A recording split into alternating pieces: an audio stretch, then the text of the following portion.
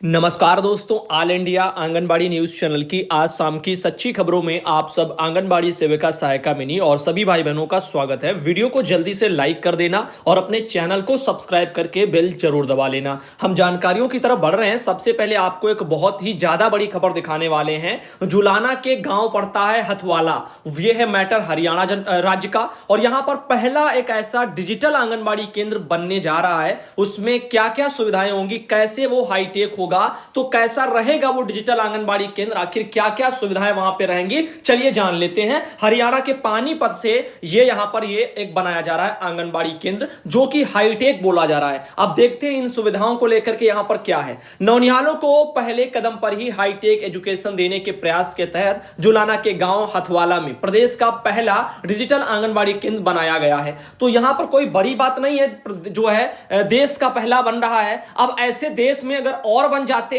तो एक बड़ी बात होती। अभी ये देश में सिर्फ पहला ही एक बन रहा है, तो अभी ये कोई बहुत बड़ी बात नहीं है। हम चाहते हैं जहां जहां जिनके पास भवन नहीं है, जो किराए पर चल रहे हैं, और वो जो पैसा वो अपनी जेब से वर्कर पे कर रही हैं, वो पैसा उनको ना देना पड़े। गवर्नमेंट हर जगह कम से कम आंगनबाड़ी केंद्र तो बनवा ही सकती है। जो कहीं ऐसे ही जो है जिनके भवनों की स्थितियां खराब हैं, उनकी मरम्मत हो सकती है और अच्छे क्वालिटी के आंगनबाड़ी केंद्र बनाए जाए, ये होता एक अच्छी बात। आगे देखिए, महिला बाल विकास विभाग की जो है मेरी फुलवारी और बाल विद्यालय स्कीम के तहत एक कॉमन सर्विस सेंटर यानी सीएससी, उसके संचालक ने इस आंगनबाड़ी केंद्र को गोद भी लिया है। आंगनबाड़ी केंद्र में कंप्यूटर लैब भी स्थापित कर दी गई है, ताकि आंगनबाड़ी केंद्र में आने वाले नौनिहालों की पढ़ाई की शुरुआत ही कंप्यूटर के साथ की जाए। बताओ, 3 से 6 वर्ष के बच्चे आते हैं आंगनबाड़ी केंद्र में पढ़ने के लिए। अब बताओ, 3 साल का बच्चा कंप्यूटर से क्या सीखेगा, कंप्यूटर चला करके क्या सीखेगा वो? जरा यहां पर इन मीडिया कर्मियों को भी जो आर्टिकलों पर फोकस करिए और उन अधिकारियों पर ज्यादा करिए जो ऐसी चीजों को लेकर के अपना ये चीजें बताते हैं कि इतना हाईटेक कर रहे हैं, कंप्यूटर रख रहे हैं, किसके लिए? आंगनबाड़ी के बच्चों के लिए। अब देश में पहला होगा तो हरियाणा में मान लीजिए नाम हो जाएगा। उसके अलावा और भी जगह अगर बने होते तो ठीक था। अब इतना ज्यादा मान लीजिए पैसा फूकने के बजाय अब इसी लागत में आप एक के बदले 2 भवन बनकर के अगर आप तैयार कर देते, शायद उस जो है भवन की छत के नीचे और भी बच्चे पढ़ पाते। लेकिन ये पता नहीं क्या रहता है कि 4 जो है केंद्रों को अच्छा कर लो, चमका लो और उसी में सारे कार्यक्रम कर लो, क्योंकि न्यूज़पेपर में वो फोटो भी वायरल कर लेनी है। बाकी के जगह कहीं आंगनबाड़ी बहनें अपना उनका भवन नहीं है, किराए पर चला रही, कहीं ऐसे कहीं वैसे, ना किराए का पैसा आता है, समस्याओं का समाधान नहीं होता। अब इसमें लिखा है कि कोई जो है, इसमें कोई दो राय नहीं है कि आने वाला समय पूरी तरह से कंप्यूटर और डिजिटलाइजेशन का होगा। इसलिए बच्चों को शुरुआत से ही कंप्यूटर में एक्सपर्ट बनाने की खातिर कॉमन सर्विस सेंटर की स्कीम बाल विकास विद्यालय के तहत आंगनबाड़ी केंद्रों को गोद लेने की प्रक्रिया भी शुरू की गई है। अब उसमें एक रहेगा कंप्यूटर, ऐसा तो नहीं कि बच्चों को चलाने के लिए कंप्यूटर रहेगा। आप समझेंगे कि 3 साल का बच्चा कंप्यूटर चलाएगा तो क्या उसमें वो पढ़ेगा? अरे बच्चे को कॉपी पेन लिखाना भी जो है वो भी पकड़वाना सिखाइए। ये नहीं कि कंप्यूटर पर बैठ गया। 3 साल का बच्चा करेगा क्या? पहली बात ये तो सोच आप देखिए। इसके अलावा लिखा है महिला बाल विकास में सीएससी के बीच में एक एमओयू वगैरह एग्रीमेंट भी साइन हुआ है, और इसके तहत अगर सीएससी संचालक आंगनबाड़ी केंद्र को गोद लेना चाहते हैं तो ले सकते हैं। इसके बाद जुलाना के गांव हथवाला में सीएससी संचालक हरपाल ने पहल करते हुए आंगनबाड़ी केंद्र को गोद ले लिया है। तो हरियाणा में स्कीम चल रही है कि अगर कोई सीएससी जो है कॉमन सर्विस सेंटर वाला चाहे तो आंगनबाड़ी केंद्र को अपना वहां पर गोद ले सकता है। अब भैया गोद तो लिए जा रहे हैं, अब आगे इन चीजों को लेकर के सरकार की नीतियां क्या है इस गोद देने को लेकर के, अब वही जाने। डिजिटल आंगनबाड़ी में होगी कंप्यूटर लैब और वाईफाई की सुविधा।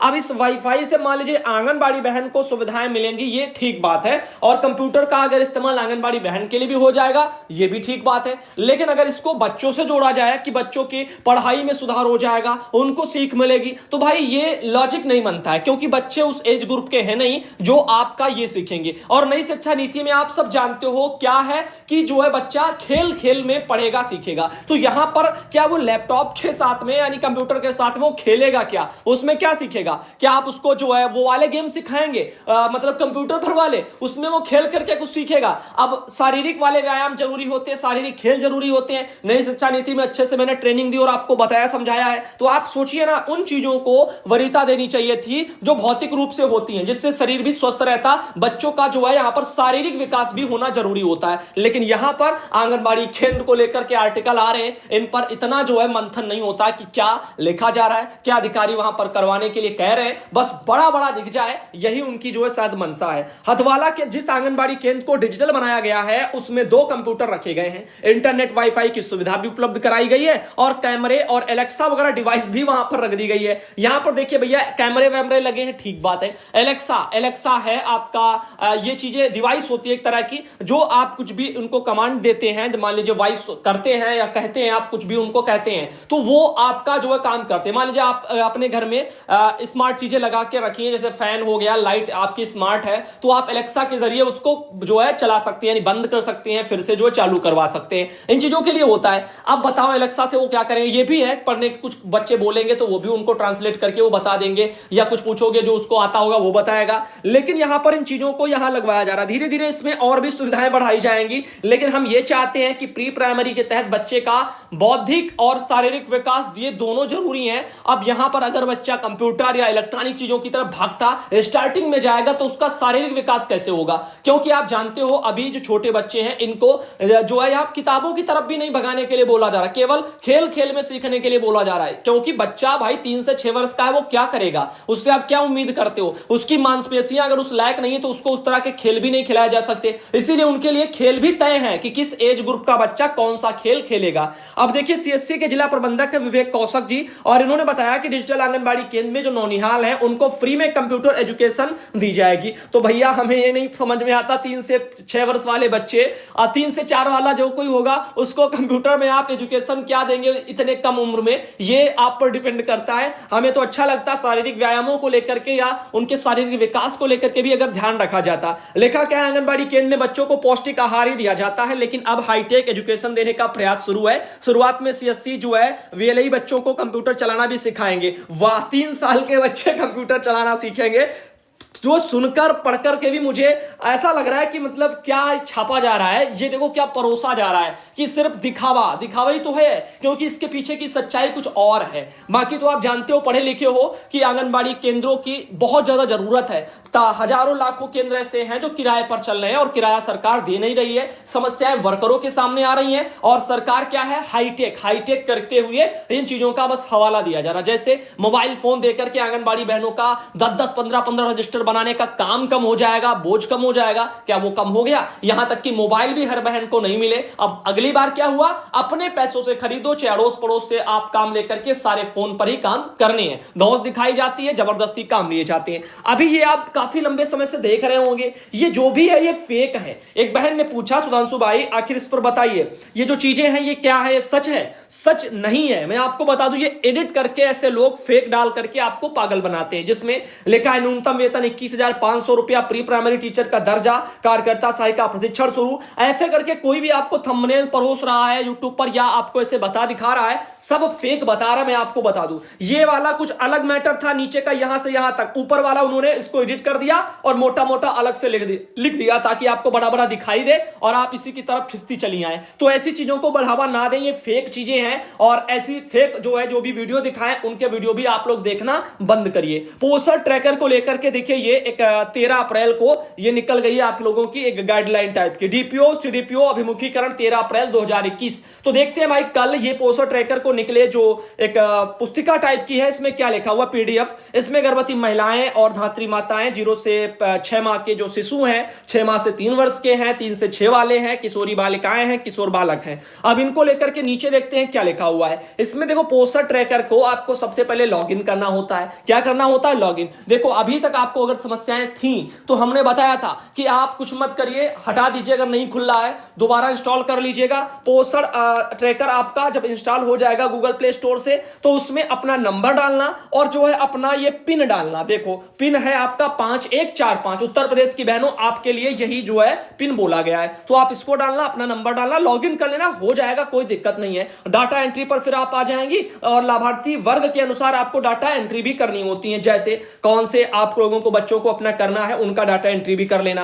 अब सूचना वगैरह भी देखो उसमें दर्ज करने के लिए आता है। अब ये देखिए अपडेट प्रोफाइल भी आती रहती है यहां पर इस साइड में। अब इसके अलावा यहां पर देखिए डाटा एंट्री को लेकर के भी आता है। ये पोषण स्तर फार्म नंबर 1 ऐसे करके, पोषण व पूरक फार्म नंबर 2 करके, ऐसे करके चीजें भी आती रहती हैं। तो जब आप उसको देखेंगी या आप लोगों को मान लीजिए ट्रेनिंग मिल जाती तो बेटर रहता। और उससे भी ज्यादा अभी इस पे कमियां हैं पोषण ट्रैकर में, वो हमारे हिसाब से ये कि फॉर्म भरने का जो पूरा अंदर का प्रोसेस है वो पूरा इंग्लिश में है और बहुत से वर्कर जो है इंग्लिश नहीं जानती हैं, उनको बहुत ज्यादा दिक्कतें आ रही हैं। तो फिलहाल के लिए हम यही चाहते हैं कि पोषण ट्रैकर बाहर से चीजों को हिंदी में करने के लिए तो वर्जन उसमें अवेलेबल है, लेकिन यहां पर उसके अंदर का जो भी मटेरियल भरने के लिए बोला जाता है फॉर्मों में वो सब टोटल का टोटल इंग्लिश में आता है और भाई बहन बहुत ज्यादा परेशान हो रहे हैं। तो ये हिंदी में कराया जाए, सबसे पहले जरूरी बात यह। और दूसरी बात यह कि इस मात्र पीडीएफ से कुछ होने वाला नहीं है, वर्करों को अच्छे तरीके से ट्रेनिंग भी दी जाए, यह प्रशिक्षण भी कराया जाए इस चीज को लेकर के, पोषण ट्रैकर के संचालन को लेकर के। और उससे भी बड़ी बात यह कि हमारी सरकारें और हमारे विभागीय अधिकारी यह भी सुनिश्चित कर ले कि आज ये जो एप्लीकेशन आई है अब अगली एप्लीकेशन ना निकाले, जो भी फीडिंग है इसी पर रखें और अगर कोई कमियां गलतियां रह जाती हैं तो उसको सुधार करिए, ना कि पूरा एप्लीकेशन यही छोड़ करके चले जाइए। कोई भी बंदा अगर पढ़ता है कुछ भी करता है, अगर वो अपने लक्ष्यों को छोड़ता रहेगा बार बार तो कभी उसके लक्ष्य हासिल हो ही नहीं सकते, या तो उसका लक्ष्य आगे बढ़ता हुआ नजर आए। अब गवर्नमेंट का तो ऐसा कुछ है नहीं, फ्री लाभार्थियों को ही करना है, वो भी कभी आज इस पोर्टल पर, अभी उस पोर्टल पर, इस साइट पर, उस साइट पर, इस एप्लीकेशन के थ्रू, उसके बाद में उसको बदल देते हैं, फिर दूसरे पर करिए, दूसरे पर करिए। इससे आपको तकलीफें नहीं है, इससे वर्करों को है, फीडिंग कराने में है, पैसा उनकी जेब से जाना जो है जा रहा है और उनको सीखने में भी दिक्कतें हैं। अब देखिए उत्तर प्रदेश के बलिया से आई थी एक खबर, आंगनबाड़ी कार्यकर्तियों को चुनावी ड्यूटी बनी है चुनौती। यह भी सच है, क्यों? और इसमें एक बात और बता दूं, 30-30, 40-40 किलोमीटर ही नहीं, बहनों की जो ड्यूटी है वो 60-60 किलोमीटर, 100-100 किलोमीटर दूर तक लगी हुई है। अब ये एक बहुत ज्यादा दिक्कत वाली बात है। दूसरी ये कि जिनके घर में कोई है नहीं ले जाने वाला या उनके घर में साधन नहीं है तो वो लोग कैसे इधर उधर जाएंगे आएंगे। और उसके अलावा एक बात और, उनको उनके साथ में भी कोई होना चाहिए, जो महिलाएं हैं आंगनबाड़ी बहनें, उनके साथ में भी ड्यूटी वगैरह पूरी कराने के लिए उनके परिवार का एक सदस्य भी उसमें लगेगा। और खास बात यह कि वहां पर उनका एक वोट भी जा रहा है। एक दिक्कत वाली बात यह, उनका वोट भी सदस्य के परिवार का वो भी जा रहा है, वो खोखट में जा रहा है। आंगनबाड़ी वर्कर तो चलो ड्यूटी में है तो उनका वोट नहीं मिल पड़ पाएगा तो मजबूरी है, लेकिन उनके परिवार का सदस्य उनके साथ में जाएगा तो उसका भी वोट बर्बाद हो रहा है। अब ऐसे कैसे जो है आखिर मतदान को लेकर के फिर ज्यादा ये जो परसेंटेज होता है ना कि मतदान ज्यादा करो, ज्यादा करो, जागरूक बनो, तो वो चीजें फिर कैसे सफल हो पाएंगी? निर्वाचन आयोग इस पर भी थोड़ा ध्यान देता। आंगनबाड़ी कार्यकर्तियों को जारी होगा टोल फ्री नंबर, पटना में खबर छपी थी, बिहार में। मैंने इस खबर को बहुत पहले दिखा दिया और अभी फिलहाल ये बहन ने मुझे किसी ने भेजा है, तो हम यही चाहते हैं कि इन चीजों को लेकर के डेली खबरें देखो। कुछ चीजें हैं जो आप लोगों को भेजने से पहले ही दिखाई जा चुकी हैं ताकि उनको आप फाइंड आउट कर पाए और आपको पता चले कि ये चीज पहले दिख गई है तो ये अब नहीं भेजनी है। अब आगे देखिए एक मैटर और आया, मैं आपकी न्यूज रोज सुनती हूं, आप बहुत अच्छी खबर देख सुनाते हैं और उसे रोज वगैरह दिखाती वगैरह व्यू लाइक वगैरह भी ये सब करती है, बहुत बहुत धन्यवाद। इनका कहना है, सिंधु सिंह साथ बहन है और अंबेडकर नगर से हैं, इनका 46,000 का जो सर्टिफिकेट होना चाहिए था इनकम वाला, जो है इनका आय वाला, आय जात वाले जो पढ़ते हैं ना, आय जात निवास बनता है, तो उसमें आय वाला जो सर्टिफिकेट है वो उनका कितने का बना है? 46,000। उस पर जो है परिवार की आय दर्ज नहीं हो पाई है, वो 48,000 है। तो इसलिए वो चाहती है कि अब क्या करें, परेशान है, 48 का ही लेखपाल ने बना दिया। देखो आप कुछ नहीं कर पाएंगे, अब लेखपाल को जो लगा जैसा लगा उन्होंने बनाया। अब ये क्यों बनता है वो हम आपको बता देते हैं। जैसे मान लीजिए आपके घर में कितना खेत पात है, कितना प्रॉपर्टी है, कौन कोई नौकरी करा या क्या है, यानी आपके परिवार की वर्ष भर में आय जोड़ करके लिखी जाती है। अब प्रधान उनको लेखपाल को जो लगा 48,000 उन्होंने लिख दिया, या तो उनको पहले से आपको जो है मिलकर के सूचना देनी थी कि भैया 46 का बनाना या जो भी है, क्योंकि ऐसे होते नहीं है, ये लीगल श्रेणी में आते हैं, तो इसीलिए उनको जो बेटर लगता है उन्होंने बनाया। लेकिन आपके हिसाब से आप अपना फॉर्म जरूर डाल सकते हैं, अपना फॉर्म भरना जब आपके वहां फॉर्म ऑनलाइन हो, उससे फर्क नहीं पड़ता। हो सकता है क्योंकि आरक्षण वाला बस जो लाभ होगा वो शायद आपको नहीं मिलेगा, आप उससे बाहर होंगे, बाकी और कोई दिक्कत वाली बात नहीं है। सुधांशु भैया नमस्ते, मैं आपकी न्यूज रोज सुबह जो है दोनों टाइम सुनती हूं, टाइम निकाल करके भी सुनती हूं, और यहां पर उनका कहना है कि न्यूज बहुत पसंद आती है और बिरधा ब्लॉक ग्राम वगैरह इनका पड़ता है कुमरोल, जिला इनका ललितपुर है, आंगनबाड़ी कार्यकर्ती है, नाम इनका उषा देवी है। जनवरी फरवरी माह का मानदेय उनका कहना ये सब आ गया था और 1,000 रुपया मेरे कट गए हैं, मैं बहुत परेशान हूं। देखो क्यों कटे हैं ये हमें नहीं पता, ये आप अपना चाहे तो बैंक से पता कर सकती हैं, और रही बात पीएफएमएस के जरिए तो वहां पर ये तो दिखाई नहीं देता है कि आप कैसे चेक करें, इस समय तो वो भी बेकार है, वहां पर ये दिखाई भी नहीं देगा क्यों कटे हैं। तो भाई आपके घर में क्या उस नंबर से एटीएम बना है, तो हो सकता है किसी ने इधर उधर लगा करके निकाले हो, या फिर कहीं आपने कुछ खरीदा हो, या ईएमआई आप भर रही हो, कुछ भी कहीं ना कुछ हुआ होगा, तभी ये चीजें हैं, वरना पैसा 1000 क्यों कटेगा, ये चीजें हैं, इनको अपना देख लेना, क्योंकि ये इसका जवाब भाई मेरे पास थोड़ी होगा, पैसा कहां खर्च हुआ, किसने लिया, ये तो आप जान सकती हैं, कोई दूसरा थोड़ी बता पाएगा। अब भैया लिखा है पोस्टर ट्रैकर ऐप डाउनलोड करने के लिए आपके पास लिंक है, क्योंकि प्ले स्टोर पर दूसरा ऐप दिखा रहा है, तो ये चीजें देखो, लिंक है, लिंक भी मैंने स्टेटस पर लगाती थी जब पोस्टर ट्रैकर डाउनलोड करवाया जा रहा था। उसके अलावा मैंने कहा जो है पोस्टर ट्रैकर ऐप को आप उस पर लिखिए ना poster tracker Google play store पर, और आ जाएगा, इंस्टॉल ही तो करना है, कर लीजिएगा, ये चीजें हैं। अब ये पहले भी बताई जा चुकी है और बहुत समय हो चुका है, अब बार बार मान लीजिए एक एक को हम लिंक तो भेज नहीं सकते, ये बहुत लंबा जो है काम हो जाता है। एक और नीतू बहन का मैसेज आया, इन्होंने लिखा कि नीतू बहन है, और भैया इस खबर को जरूर लोगों को जो है दिखाइएगा। भाई क्या है इसमें देखो, ये व्हाट्सएप बस ऐसे मैसेज हैं, हम इसमें ये नहीं कह सकते ये सही है या गलत है, और ऐसे इन चीजों को लेकर के कभी आगे फॉरवर्ड नहीं किए जाते हैं,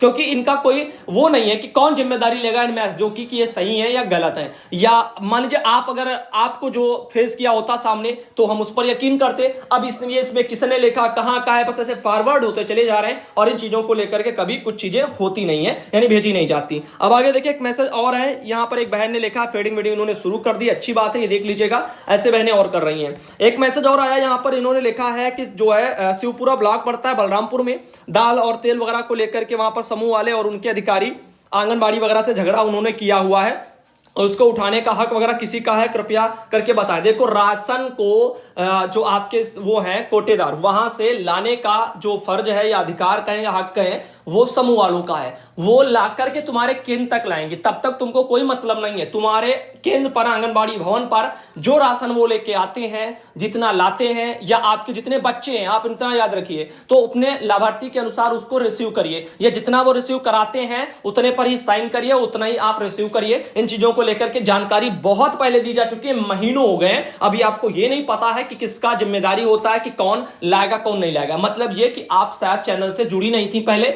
ये जुड़ी होंगी तो वीडियो नहीं देखती होंगी, जो भी मैटर है XYZ, बाकी तो ये सब लोग पूरी दुनिया जान रही है। अब उषा तिवारी बहन उत्तर प्रदेश से, जिला सुल्तानपुर परियोजना है कादीपुर वगैरह से, भाई नमस्ते, हम कुछ बहनों का 4 दिवसीय ट्रेनिंग हुई है, और हुई ही नहीं है, ये उन्होंने लिखा है। 6 माह साल वगैरह भर हो गया है, कैसे होगी ये सब चीजें हैं। देखो 6 साल और 6 माह जो भी था, वो 1 साल 6 माह वाला वो उत्तर प्रदेश के लिए नहीं था, वो बिहार के लिए था। हम चीजों को बता देते, शायद आप लोगों को भी, ये भी बहुत सी बहनों को नहीं आता हो कि बिहार क्या है, उत्तर प्रदेश क्या है, पंजाब क्या है, ये चीजों को इन चीजों का मतलब आप लोगों को शायद अंदाजा भी नहीं है कि क्या है, समझती नहीं है। तो ये भाई राज्य है, राज्य अलग अलग है, वहां के नियम कायदे थोड़े थोड़े अलग हैं, बाकी आंगनबाड़ी वर्कर हर जगह है। तो इन चीजों में अपना सोचिएगा ना, कहां से हम खबर दिखाते हैं और क्या कहते हैं किस राज्य के लिए। नमस्ते भैया जी लिखा है, जब हम बाल विकास की वेबसाइट खोल करके देखते हैं तो उसमें 8 जिलों के नाम केवल दिखाई देते हैं। कन्नौज जिले से बहन है, फॉर्म भरने को लेकर के परेशान है। देखो अभी डेट बढ़ेंगी, क्या होगा आगे वो समय पर ही अगले आदेशों में ही क्लियर हो पाएगा कि विभाग आखिर इन चीजों को लेकर के भर्तियों में अभी क्या अगला आदेश लाता है। तो अगले आदेश का इंतजार करिएगा। 16 डेट लास्ट तक थी, फिलहाल के लिए अभी फॉर्म कहीं भी भरे नहीं गए हैं, ये आपके लिए सच्चाई है। लेकिन एक जो मान लीजिए कोई अगर भरना चाहता है, किसी की शादी हो गई, आप दूसरे जगह चली गई, ससुराल चली गई, तो अभी ससुराल में जो रह रहा है उनको मायके से जो है एक बनना कागज उनका वही होगा, लेकिन मायके के जो लेखपाल होंगे, वहां के जो मौजूदा लेखपाल है, वो अपना आख्या लगाएंगे। प्रधान वगैरह भी आख्या लगाता है,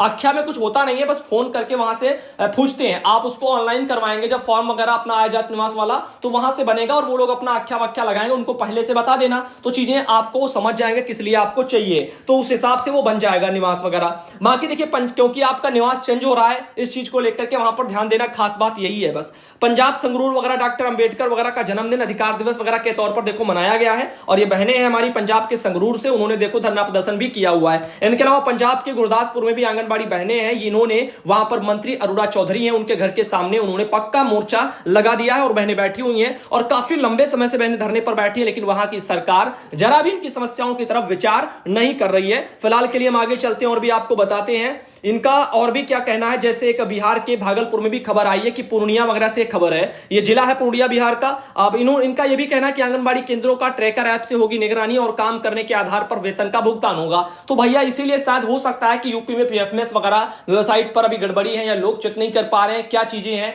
वक्त के साथ कुछ होगा। गवर्नमेंट या हमारे जो है निदेशालय से भी कोई लेटर नहीं आया इस संबंध में। बाकी यही बस सुनने में आ रहा है कि पोस्टर ट्रैकर वगैरह से ही जो है मानदेय का भुगतान किया जाएगा। तो अब जो भी होगा शायद वहीं से होगा, अब वहां से कैसे होगा उसके लिए भी वक्त शायद लगेगा, क्योंकि वहां पर भी कमियां हैं। जैसा कि मैंने कहा, हिंदी में भी उसको होना चाहिए था पूरा अंदर भरने वाला पूरा वर्जन, और वो आएगा, क्योंकि दिक्कतें आ रही हैं। अब दिक्कतें अगर बनी रहेंगी तो कोई कर नहीं पाएगा। अब सरकार भले ही अपनी मंशा गलत बनाए हो कि इंग्लिश में ही करो, जो ना कर पाए उनको बाहर करो, जो भी एक्सवाइजेड मैटर है, फिलहाल ऐसा कोई आदेश नहीं है, ना ही कहीं मौखिक आदेश है। तो ये आप अपना सोच सकते हो कि सरकार नीतियों को लेकर के आगे क्या बढ़ रही है। लेकिन आप परेशान मत होना, सब्र करना, समय के साथ चलना, खबरों को देखना, जो भी होगा समय के साथ आपको हम बताते जाएंगे। अभी ये बिहार वाला जो भी मैटर था कि मोबाइल ऐप में अपलोड होंगी सभी सेवाएं, तो ये तो देखो मोबाइल अपलोड में जो है सभी सेवाएं पहले से अपलोड हो रही हैं। आईसीडीएस कैश एप्लीकेशन भी सरकार ने विभाग ने चलाया था, उस एप्लीकेशन को लेकर के भी क्या हुआ, आज वक्त बीत गया और उस पर की गई सारी की सारी मेहनत पर पानी जो है विभागीय अधिकारियों ने फेर दिया।